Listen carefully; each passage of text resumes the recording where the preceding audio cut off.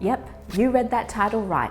I went ahead and closed my business, and it was the best decision I've made in years.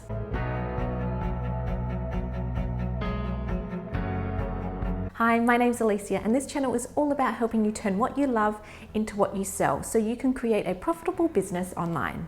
Now, like it says right there in the title, I closed up my business. It's a business that I've been running since about 2012.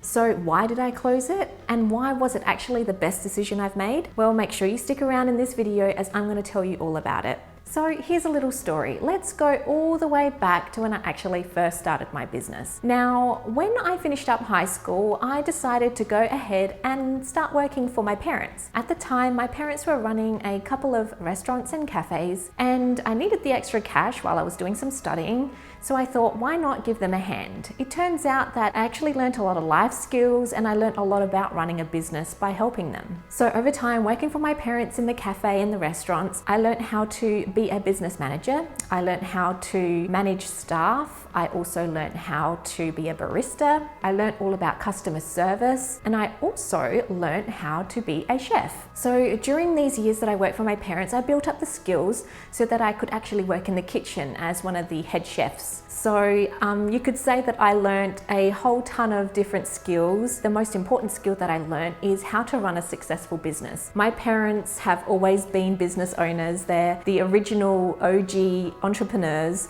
Even my grandfather was an entrepreneur. He ran a farm that had horse stables, and he used to lease these out to people. So you could say that the entrepreneur kind of bug runs in my family. So it's no surprise that later on in life, I actually ran my own businesses. So eventually, when my parents decided to sell off the restaurants and cafes, it kind of left me in limbo. So what I did is I decided to then just follow my passions, and at the time I was really interested in interior design. So I went to TAFE and I studied. So TAFE here is, I guess, the more hands-on type of study skill that we have here in Australia. And I went ahead and studied interior design.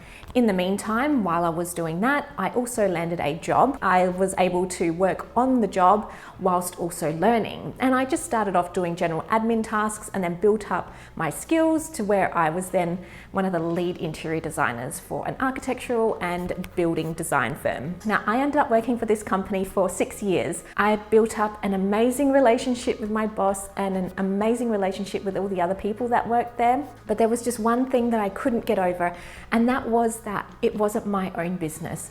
I was always going to be working for someone else.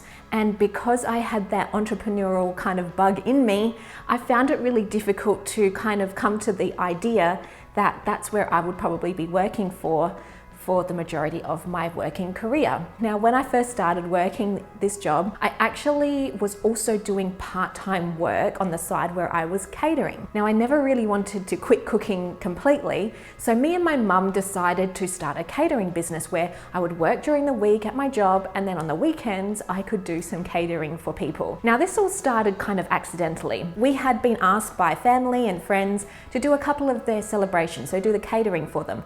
We did a couple of first birthdays, christenings, baptisms, things like that. And the guests of these parties would come up to us and go, "Oh, do you do this professionally? Would you be able to cater some of our events?"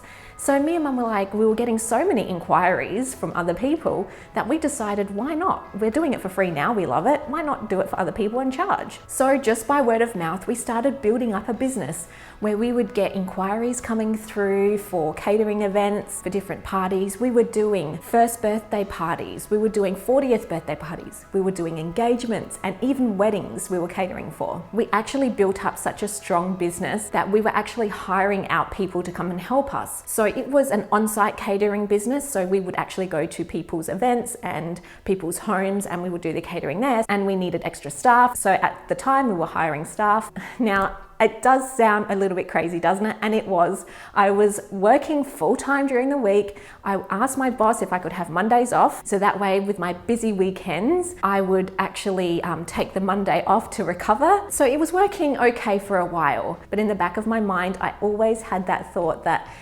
this really wasn't a business that could sustain a young family.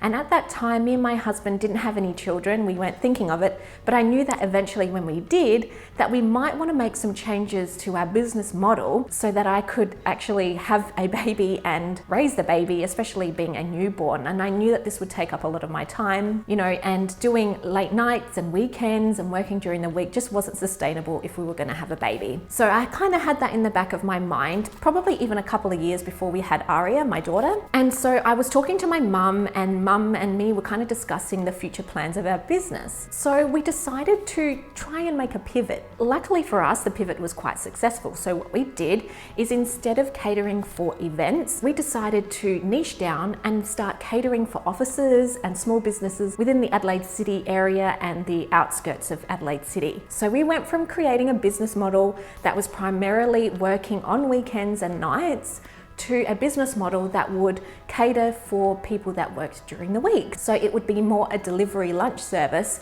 and catering service for office workers. And we also came up with a really unique product. And with a lot of changes and a lot of advertising and marketing and a lot of word of mouth, we were able to pivot our business from a catering service into what ended up being lunch jars. And at the beginning of this business, my oh my, it was so exciting. We were getting featured in local magazines here in South Australia. We were getting noticed by different businesses and we were getting wild, crazy reviews. We had people approaching us and things just started to go crazy. It was really, really exciting. I guess like to see something like a small idea that really hadn't been done before. It was an idea that nobody in South Australia was doing, let alone the rest of the world. I'll actually go ahead and display a couple of images here on the screen of some of the things we were creating. We were creating salads and lunches within these jars, and then we were cooking, preparing, and shopping for all the ingredients, and then I was going out and delivering it. And because it was just me and my mum was helping me a lot, but the majority of all the work was done by me. I was going out and delivering and doing all the customer service. I was doing the admin work, obviously the cooking and the preparation for all of these things, along with my mum as well. At the time, it was quite amazing. So as things were ticking along, I was still working my day job at this point. Mum was obviously helping out a lot more. So a few years passed, and unfortunately, my mum ended up getting some bad news. All of a sudden, she was diagnosed with cancer, with bowel cancer. It's at this point of the story that I may or may not tear up.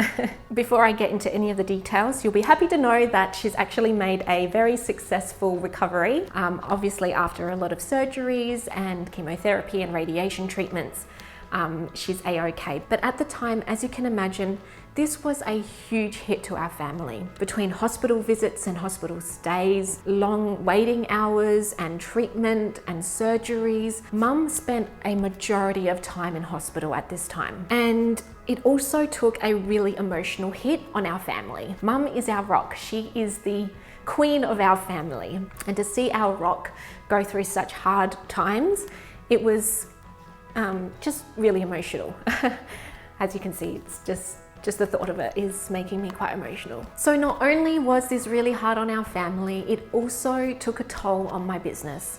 But that's a-okay, right? I was spending so much on Mum's recovery and being there for her. So while I was also working my day job and trying to run this business, I didn't have the time or the energy or the mental capacity to really put all my effort into my business. So things started to just decline, I guess. I didn't know it at the time, but looking back at it now, I could see that that's when things started to fall apart. So like I mentioned before, I started talking about Mum's cancer and her treatment and all of that. Obviously, she made a full recovery. Mum's full and happy and healthy now.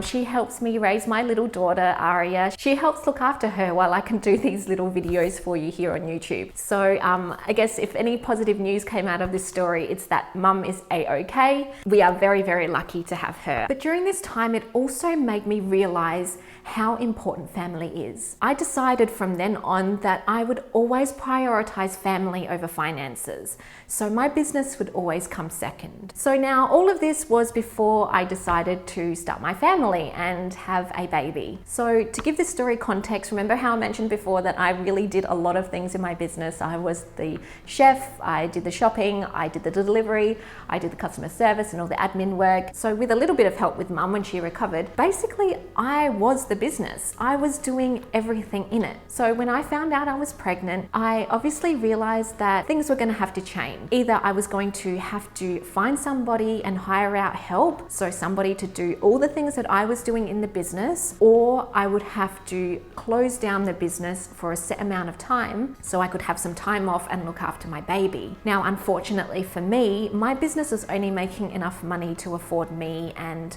a little bit of mum's help. I couldn't afford to go out and hire somebody to do all the tasks that I was doing. It really would have put my business backwards. So I decided that I would take a certain amount of time off to have my baby and also look after her in those first few months. Luckily for me, my little girl was born in November of 2018. So generally here in Australia, we actually have a fair amount of time off at the end of the year and the beginning of the year. Most offices take between 4 and 6 weeks off. Generally, we aren't too busy in December and January anyway, so I thought, well, she's due mid-November, maybe I'll just take a week off before she's born and then I'll reopen lunch jars in the start of January. And then little Aria was born on the 15th of November. So I decided to take some time off so that I could care for her. Being a new mum, I had no idea what to expect.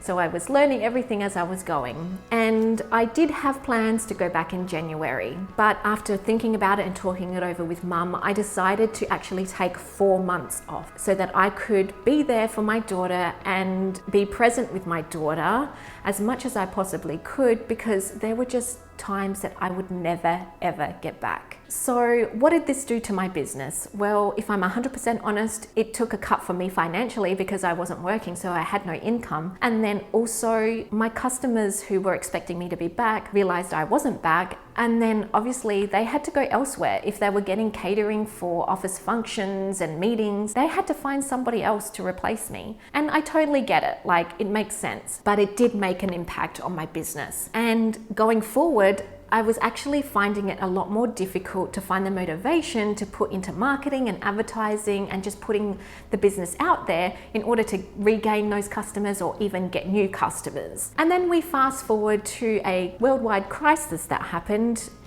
It starts with C and ends with Ovid. So when that happened, it just crumbled my business. And for a business such as Lunch Jars, which focuses more on serving people that are in offices, well, nobody was going to work. People were working from home and didn't need the catering to their offices for their meetings because nobody was having meetings. So you can imagine how much business I lost. And as a business, this was not financially sustainable. I was actually discussing with my husband, and regrettably, I was actually in the process of going to go and get a job. But luckily for me, I did this one simple little thing back on the 31st of December 2019.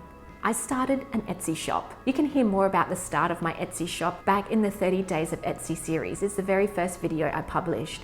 I'll leave a link up here so you can go check it out. But essentially, what I did is I opened up an Etsy shop just kind of like on a whim. I didn't really pay much attention to it, but little did I know that this was actually going to be a pivotal moment for me and my business. Okay, so back to Lunch Jars. I was still trotting along, so I was working a little bit on my Etsy shop. I was also working on my blog and my personal brand, and I was just kind of trotting along. I was getting less and less orders for my business Lunch Jars, and when I got a really big invoice for insurance, so to make sure that I had public liability for my business, I realized that the bill that I was going to pay was going to be more than my business had made in months. And I really had to ask myself, if I'm going to pay for this bill, am I going to put in the effort to build it up to what it was? Or is it time to let it go? So after a lot of tears and a lot of thought, I decided on the 31st of June, the last day of the financial year, that it was time to close the doors of Lunch Jars. And just like magic, as soon as I decided to close the doors of my business, the orders for my Etsy shop started flooding in. It was magic. And since then, it has just taken off and sales have been coming in more regularly, and it's just been incredible. On top of this, I've had more time to work on my YouTube channel here, which also brings in additional revenue for my business. I recently found a quote by Alexander Bell, and it just rang so true to me. The quote goes like this: "When one door closes, another door opens. But we often look so long and so regretfully upon the closed door that we do not see the ones which open for us." I was so caught up in making lunch jars work. I was so caught up in everything that was happening there that I didn't see what was happening in my Etsy shop. I couldn't see that behind that closed door, my Etsy shop was just waiting to push through and just bloom. So it wasn't until I decided to close lunch jars that my Etsy shop had room to grow. And as you know, if you've watched any of my recent YouTube videos, you'll know that recently I've seen so much success in my Etsy shop that I've gone ahead and brought it here to YouTube to teach you as well. So what can you learn from my experience? What can you get from this story that I've told you today?